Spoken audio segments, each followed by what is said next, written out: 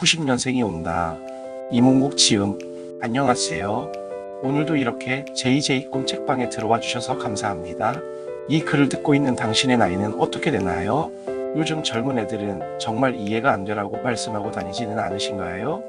하지만 그들은 이 사회에서 가장 활동적으로 움직이는 나이, 즉 25세부터 35세 사이의 젊은이들일 겁니다. 이들의 공통점은 90년대생들이라는 거지요. 회사에서는 신입사원부터 대리 정도까지의 나이랄까요? 그들이 없으면 그 조직이 움직이지 않습니다. 그들에게 동기부여를 하고 그들과 함께 생활을 해야 합니다. 그럼 그들을 이해해야겠지요? 그들이 무슨 생각을 갖고 사는지, 왜 그렇게 생각하는지. 그래서 이 책 90년생이 온다는 그들을 이해하는 아주 좋은 소재일 겁니다. 자, 그럼 시작해 볼게요. 학생들은 변하고 있다. 나는 그들과 함께 변하고 있는가? 젊은 세대에게 필요한 것은 위로가 아니라 그들의 입장을 이해하고 지지해주는 것이다. 90년생들의 특징은 간단하거나 재미있거나 정직하거나이다. 에스컬레이터 대신 노인 유리계단. 1997년 외환위기를 기점으로 자동으로 움직이던 에스컬레이터의 전기 공급은 끊겼고 이제 자기의 힘으로 종착지까지 올라가야 했다. 이제 그들이 올라서 있는 곳은 에스컬레이터가 아니다. 언제든 깨질 수 있는 난간 없는 유리계단이다. 취준생 10명 중 3명은 공시족이다. 하지만 정작 공무원 시험에 합격하는 비율은 1.8%에 불과하다. 월급이 많고 적음은 그다지 중요한 것 같지는 않아요. 그 월급을 언제까지 받을 수 있느냐가 중요한 것 아닌가요? 개인의 생존도 버거운 마당에 사회가 그들을 배려하고 있지 않다. 젊은이들을 또 다른 사회적 부담으로 여기는 시각도 있다. 기업은 청년의 성장이나 미래의 이익을 따지기보다 현재의 이익만을 따지고 있다. 그래서 기업은 점차 참을성을 잃고 이에 따라 일종의 자비심도 기대할 수 없다. 이제 기업은 신입사원을 뽑을 때 아이러니하게도 경력사항을 가장 많이 고려하게 되었다. 인구론이란 인문계의 9할 90%는 놀고 있다는 뜻이다. 운송합니다는 문과라서 죄송합니다 라는 뜻이고 이행합니다는 이과라서 다행입니다 라는 뜻이다. 과거의 경험에 집착하는 기성세대보다 그로부터 자유로운 청년이 더 빠른 적응력을 보이고 따라서 젊은 세대에게 삶의 방식을 배워야 할 때가 올 것이다. 이제 청년이 스승이 될 수 있다. 농경사회에서는 나이 먹을수록 지혜로워지는데 자본주의 사회에서는 지혜보다는 욕심의 덩어리가 될 염려가 더 크다. 지금은 경험이 다 고정관념이고 경험이 다 틀린 시대입니다. 먼저 안 건 전부 오류가 되는 시대입니다. 90년대생들의 공통적인 특징, 길고 복잡한 것을 좋아하지 않는다. 이는 바로 간단합니다. 그들의 언어 습관은 축약형 은어인 줄임말로 자주 나타난다. 90년대생의 언어의 특징, 줄임말의 비중이 절대적으로 높다. 이 세대를 이해하고 싶다고 그들이 쓰는 말들을 알아두는 것은 큰 의미가 없다. 언제든 사라지거나 다른 신조어로 대체될 수 있으니 말이다. 이들이 언어를 사용하는 원리는 축약형, 초성형, 합성형이다. 밥 블레스 유 란 밥이 너희를 평온케 하리라 를 의미한다. 새로운 커뮤니케이션, 이모티콘과 짤방, 짤방이란 잘림 방지, 온라인상에 올리는 모든 이미지를 뜻하는 말이다. 새로운 세대는 더 이상 긴 텍스트로 커뮤니케이션을 하지 않는다. 고로 이 세대에게는 문자를 빨리 쓰는 능력보다 적절한 타이밍에 고유한 이모티콘이나 짤을 보내는 것이 더 인정받는다. 스왑으로 다 읽지 못하겠음. 세 줄 요약 바람. 스왑이란 스크롤 압박을 말한다. F자 형태의 웹사이트 읽기 패턴 강화. 필요한 정보만 얻기 위해 머리 부분만 제대로 읽고 중간은 듬성듬성 내려 읽는 것이다. 이런 식의 읽기는 온라인상에 넘쳐나는 정보에 익숙해지고 이를 빠르게 처리하기 위해 뇌가 선택한 적응 방식 중 하나이다. 그들은 더 이상 정보를 책에서 찾지 않는다. 심지어 웹 검색을 통해 정보를 찾지도 않으며 유튜브나 소셜미디어에서 빠르게 효과적으로 정보를 찾아낸다. 하지만 이런 것들은 기본적으로 반응 미디어라는 점이 문제점으로 나타난다. 반응 미디어는 그들의 뇌를 바꾸고 생각을 증발시켜버렸다.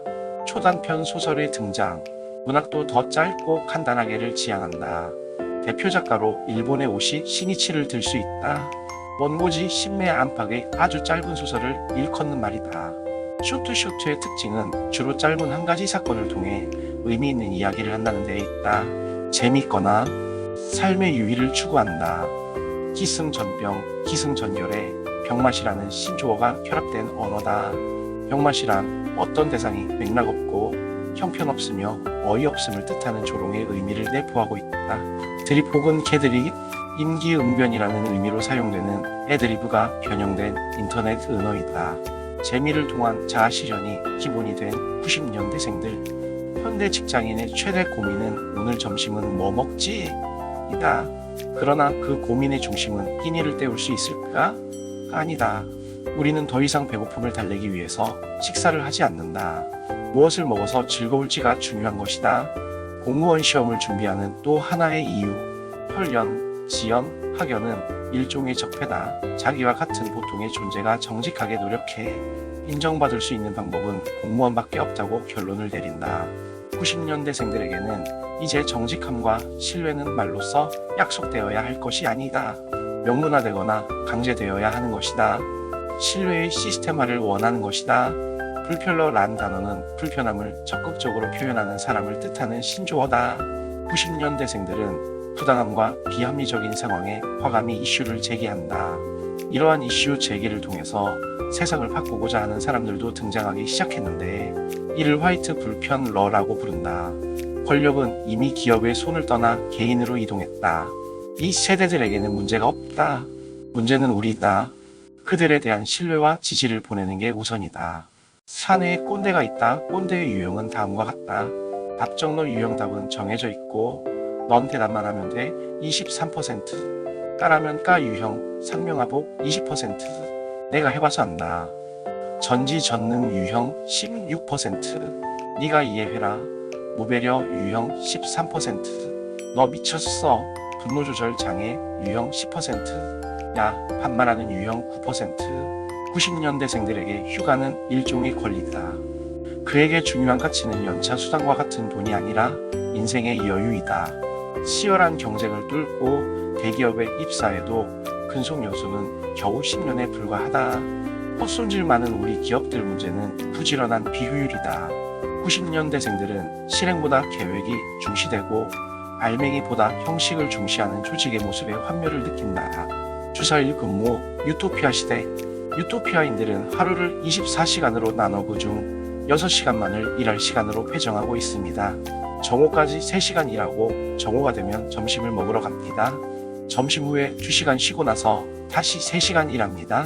주 4일 근무하는 실험에서 조직 참여도와 만족감, 회사 충성도가 월등히 높아졌고 생산성도 전혀 떨어지지 않았다. 미국계 기업에 의해 생성된 기능체주의적 관리 방식, 철저한 약육강식, 충전된 배터리를 시장에서 사다가 약효가 떨어질 때까지 쓰고 다 떨어지면 다른 배터리를 시장에서 구하는 방식이다.